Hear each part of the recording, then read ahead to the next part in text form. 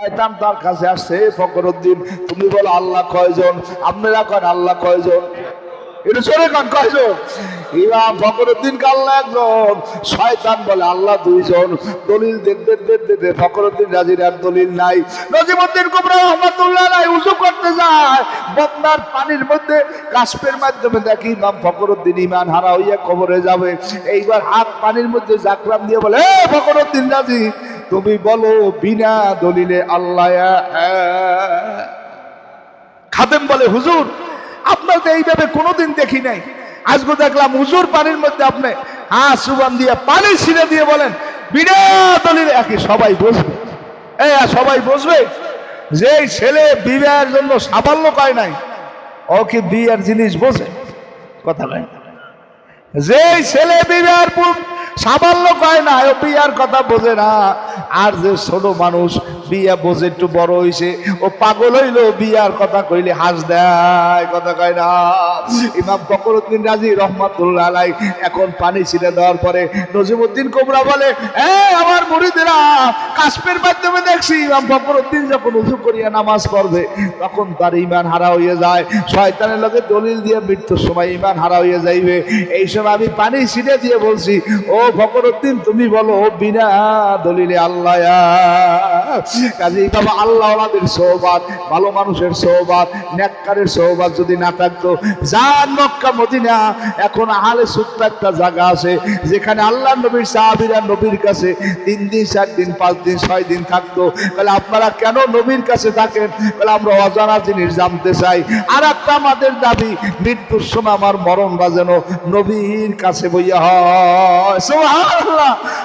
মরার সময় যদি একজন আলেম ধারে যায়, ইয়াসিন সুরে পড়ে, আর নামাজ পড়ে, ওয়াকিয়া পড়ে, মুলুক পড়ে, আর মরার সময় যদি ওই গুন্ডাপান ছেলেপানগুলো ধারে থাকে, তাই কি করে? হাত চাপে, পাও চাপে, বলে আরে দেখ অবস্থা কি, কিচ্ছু করতে পারে না। এই যে দেখছেন ঢাকা মিরপুরে হারে মায় মরিয়ে রয়েছে, আপনাকে বেশ যদি ঢাকা শহরের মানুষের মায় মরিয়ে রয়েছে কয়দিন? কথা কয় না, 7 দিন। পোলা একজনে করে কি? কথা কয় না, আনার কইবে না সচিব। আর একজনে কি? বুয়েটের শিক্ষক। আর একজনে কি? কানাডা প্রবাসী। পরে একজনের চাকরি পাচ্ছে, পরে আর একজনকে আবার মাই নাই। কি কথা বোঝেন না? কারণ একটা ছেলেদের আল্লাহ, একটা ছেলেতে কামাই খাওয়ার আশা নাই। মরলে আমার জানাজার নামাজ পড়াইবে। ওই পোলা ঘুমায়, ওই দেখছি মাথায় পাগড়ি বান্ধাইয়ে, দেখি ওই যে ঘুমায় পাগড়ি সামনে, ওর বাহে চেষ্টা করতে আছে। এরপরে যাও কর বাহের দরকার নাই, আমার কাজ হলো চেষ্টা করা। কথা কয় না? হ্যাঁ ভাইয়া, ওরে পাগড়ি পরাইছি, জামা পরাইছি, মাদ্রাসায় দিছি, চরমনে হুজুরে ফুটেছে, শশীর হুজুরে ফুটেছে, সিন্ডাই লয়ে গেছি। কথা কয় না? এই বড় ব্রাজিলের পাগল হয়েছে, আর্জেন্টিনার পাগল হয়েছে, মাইয়ালই বলাইছে, আমার কিছু আসে যায় না। আল্লাহ আমার চেষ্টা আমি সাজিয়ে দিই নাই। কথা বোঝে না, কথা কেন? এই জন্য বাবা ছেলে বানগুলা দিনদার বানান, নাহলে কঠিন ওই 12 তলা 14 তলা করবেন। এখন বর্তমান অনেক বড় বড় শিক্ষিত বৃদ্ধাশ্রমে আছে, পোলা ডাক্তার, পোলা মাস্টার, কলে বাহে বৃদ্ধাশ্রমে কয় পোলার মধ্যে দিন নাই, কি না? এই জন্য আপনাদের পায়ে ধরিয়ে বললাম, ছেলে বানগুলা দিনদার বানান, কোরআন মানেন, হাদিস মানেন, আল্লাহ আল্লাহদের সোহবতে দেন। সব করে আল্লাহর কুতুবদের সোহবতে যাইয়া বড় বড় গুন্ডা বান্দা আল্লাহর হয়ে গেছে। ওই সিলেটের কালু মাস্টার নাম শোনেন নাই? মোবাইলে সার্চ দিলে দেখো, আজ রাইতে যাইয়া সার্চ দেবেন মোবাইলে কালু মাস্টার। কথা নাম কি? জোরে কর। এই মোবাইলে যাইয়া ইউটিউবের মধ্যে লিখে দেবেন কালু মাস্টার। ওরে কালু মাস্টার, এই চেহারা, এই মোষ ঘুরেন্নে ঘুরেন্নে। কথা না, এই চোখ। কালু মাস্তানের মুড়িতে ধরে লয়ে গেছে সর্বনাই। কালু মাস্তান সর্বনাই যাইয়া এমন পাগল হয়েছে, পাগড়ি ছাড়া নামাজ পড়ে না, জেকের ছাড়া ভালো লাগে না। এই জন্য বাবা সর্বনাই দাওয়াতে দেয় নাই। আপনাকে পায়ে ধরে বললে গেলাম, এই চাকরির বান্দাগুলোকে মেলবেন, 5 ওয়াক্ত নামাজ পড়বেন, সপ্তাহে একদিন জেকেরে বইবেন, মাসে আগে ইয়াগুলোকে থাকবেন, বছরে পারলে একদিন সর্বনাই যাইবেন। কিছু হোক বানাও, আপনি যদি অক্রানের মাহফিল আগে মরিয়ে যান, এই হুজুরে আনি আপনার নাম নামটা ওই সদর দপ্তরে লিখে দিয়েইবে চরমোনাইর মাঠে হাজার হাজার লাখ লাখ মানুষেরও লইয়া হুজুরে আপনার জন্য দোয়া করবে। আর কি, এই তো আমার পাওনা। এই জন্য সব সময় পাঁচ ওয়াক্ত নামাজে আমলে আকলাকে যেখানে ফেকেরে থাকবেন।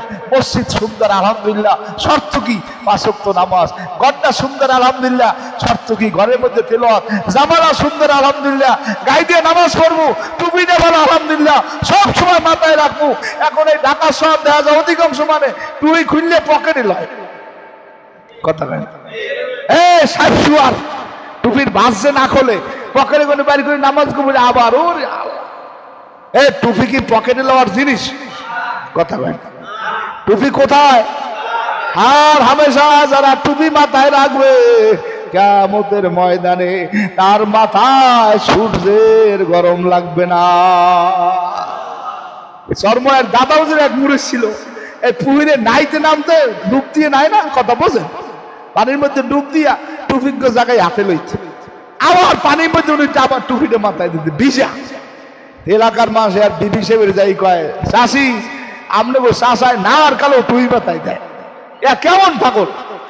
বাড়তে পরে চাষি আম্মা চাষারে কয়, আমনে নাওয়ার কালে টুপিটা বাদ দিয়ে ঠিক পারেন না গোসলের সময়?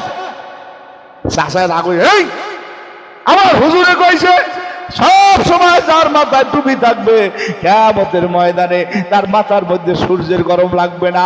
কাজী আমার কেডা কি কইলো আমার কিছু আসে যায় না, আমার মাথায় সব সময় টুপি থাকবে।